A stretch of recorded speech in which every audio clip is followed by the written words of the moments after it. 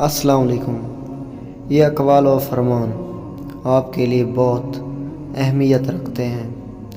اگر آپ ان پر عمل کرتے ہیں تو آخرت کی زندگی آپ کے لیے احسان ہو جائے گی۔ اپنے عیبوں پر نظر رکھ اور اپنے بھائی کے عیب چھپا تاکہ تم بے پردہ نہ ہو جائے۔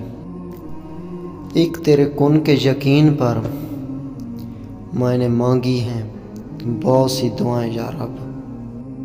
زندگی کے ہر موڑ پر صلح کرنا سیکھو، کیونکہ جھکتا وہی ہے جس میں جان ہوتی ہے، اکڑنا تو مردے کی پہچان ہوتی ہے۔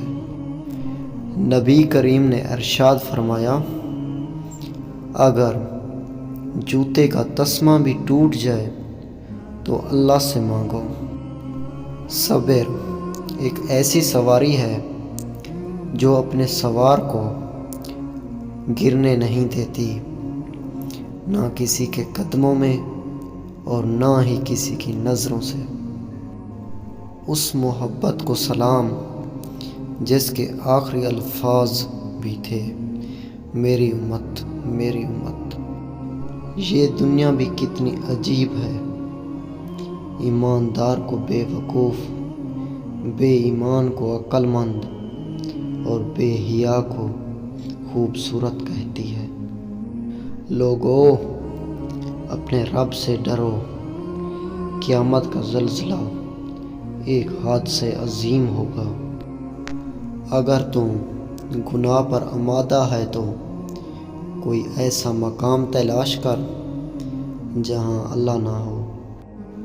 حضرت عثمان کا فرمان ہے، تلوار کا زخم جسم پر ہوتا ہے اور بری گفتگو کا روح پر۔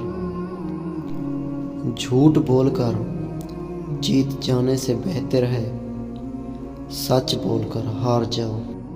حضرت عثمان غنی نے فرمایا، گناہ کسی نہ کسی صورت دل کو بے چین رکھتا ہے۔ لوگوں کو جس طرح چاہے آزما دیکھ، سانپ بچھو سے کم نہ پائے گا۔